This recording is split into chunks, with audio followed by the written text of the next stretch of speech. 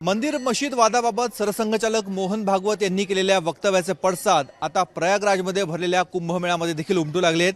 कुंभमेळ्यामध्ये सहभागी साधू महंतांकडनं मोहन भागवत यांच्या विरोधात नाराजी व्यक्त केली जाते, निषेध व्यक्त केला जातोय। आपल्याबरोबर निर्वाणी आखाड्याचे महंत सुधीरदास पुजारी आहेत। महंत, प्रयागराजमध्ये कुंभमेळा सुरू आहे, तिथे मोहन भागवतांच्या वक्तव्याचे देखील नाराजी व्यक्त केली जाते। तिथे दोन मतप्रवाह आहेत की आदरणीय सरसंघचालक मोहन भागवतांनी जे विचार मांडलेत त्या विचाराशी सहमत असलेला एक गट आहे, दुसरा त्यांच्या समर्थनार्थ बाहेर आलेला एक दुसरा गट आहे।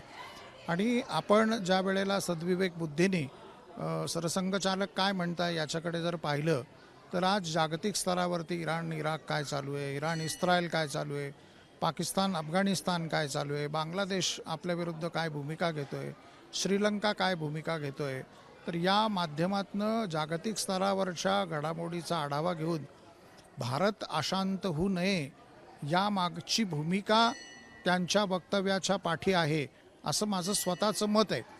आणि ज्या वेळेला आदरणीय सरसंघचालक काही विषय मांडत असतात ना, त्या विषयाच्या मागे फार मोठा अभ्यास असतो। उठले आणि बोलले असं संघाच्या बाबत कधी होत नाही, त्यामागे एक स्ट्रॅटर्जी असते, त्यामागे काही विशिष्ट हेतू असतात। ते हेतू समजायला देखील आपल्याला एखादा वर्ष, दीड वर्ष, 2 वर्ष जावे लागतात। आणि गेल्या 75 वर्षापासून हिंदुत्ववादी जगातल्या सर्वात मोठ्या संघटनेचे आदरणीय सरसंघचालक नित्यपूजनीय आहेत। तर मला असं वाटतं कि पापड़ बेचने वाले अगर कोई संत महात्मा है तो वो संघ के सरसंघचालक के बारे में बोलने के इतने बड़े नहीं हो गए। कुंभमध्ये तुम्ही म्हणतात दोन गट आहेत, सरसंघचालकांच्या बाजूने बोलणारे त्यांचा काय मतप्रवाह आहे आणि विरोधातल्यांचं काय मत आहे? आदरणीय सरसंघचालकांनी जी भूमिका मांडली की प्रत्येक मशिदीच्या खाली शिवमंदिर शोधू नका, याचा अर्थ मगाशी पण मी सांगितलं की गर्भित अर्थ आणि लक्षणार्थ। काही लोकांनी सरसंघचालकांच्या संदर्भात सरळ टीका टिप्पणी चालू केली, आपली योग्यता नसताना त्यांनी बोलणं चालू केलं, त्यांच्यावरती सरसंघचालकांवरती टीका करण्या विरोधाचं कारण काय आणि पाठिंबा देण्याचं कारण काय? विरोधाचं कारण हेच आहे की त्या मशिदीच्या खाली शिवमंदिर शोधू नका असं जे म्हणालेत, तर अनेक लोकांचा असा भ्रम झालाय की सरसंघचालक हे हिंदुत्वाची बाजू न घेता सॉफ्ट लाईनवरती चाललेले आहेत, की जे काही संघ हार्डकोर लाईनवरती आत्तापर्यंत चालत आला ती हार्डकोर लाईन कुठेतरी पूजनीय सरसंघचालक बाजूला ठेवतायत।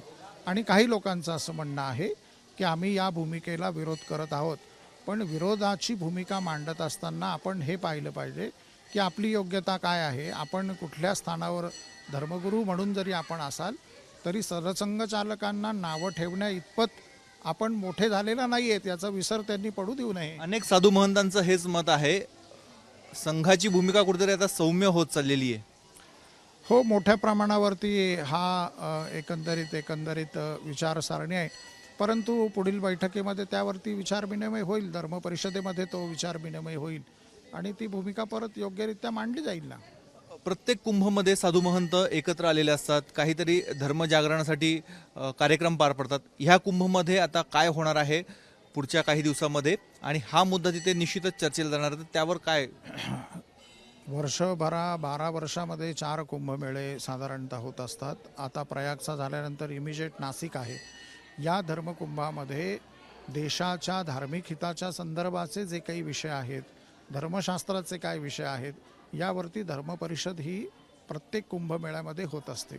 त्या धर्मपरिषदेमध्ये धर्माच्या दृष्टीने जे काही विषय आहेत त्या व्यतिरिक्त हिंदू धर्माच्या संदर्भाने जसा हा विषय अनायासरित्या पुढे आलेला आहे आणि यावरती देखील विचारमंथनं होईल आणि यावरती देखील आदरणीय सरसंघचालकांच्या वक्तव्यावर देखील चर्चा होऊन मोठ्या प्रमाणावरती चर्चा होणार आहे, हे नक्की। आपल्याला धर्मपरिषदेमध्ये बोलण्याची संधी मिळाली तर आपण काय तिथे मत मांडणार? धर्मपरिषदेमध्ये आम्ही नेहमीच बोलत असतो आणि आमची जी काही लाईन आहे ती प्रभू रामचंद्राच्या, भगवान श्रीकृष्णाच्या वैष्णव धर्माची जी पताका आहे त्यानुसारच आम्ही मांडत असतो। परंतु आमच्याकडनं मात्र सरसंघचालकांना विरोध किंवा अन्य बाबत हे कदापिही घडणार नाही. काय कारण? मी मगाशी सांगितलं त्याप्रमाणे भारतात आज गेली 80 वर्ष जर कोणी हिंदूंकरता धर्माचार्यांच्या व्यतिरिक्त अत्यंत मोठ्या प्रमाणावर जर कोणी कार्य करत असतील तर तो संघच आहे, प्रश्नच नाही, त्याला काही एक्सक्यूजच नाही आहे. हे आहेत महंत सुधीरदास पुजारी. प्रयागराजमध्ये कुंभमेळा सुरू आहे. परवणी नंतर तिथे धर्मपरिषद देखील भरणार आहे आणि या धर्मपरिषदेमध्ये मोहन भागवत यांच्या वक्तव्यावर देखील मंथन केलं जाणार आहे. त्यामुळे खऱ्या अर्थानं तिथे स्पष्ट होईल मोहन भागवत यांच्या बाजूने किती लोक उभे आहेत, किती साधू महंत आहेत आणि विरोधामध्ये किती आहेत आणि ह्या मंथनानंतर त्याचा निष्कर्ष नेमका काय निघतो याकडे संपूर्ण देशाचं लक्ष लागलेलं आहे. कॅमेरामॅन मयूर पारगेजेसह मुकुल कुलकर्णी, एबीपी माझा, नाशिक. एबीपी माझा, उघडा डोळे बघा नीट.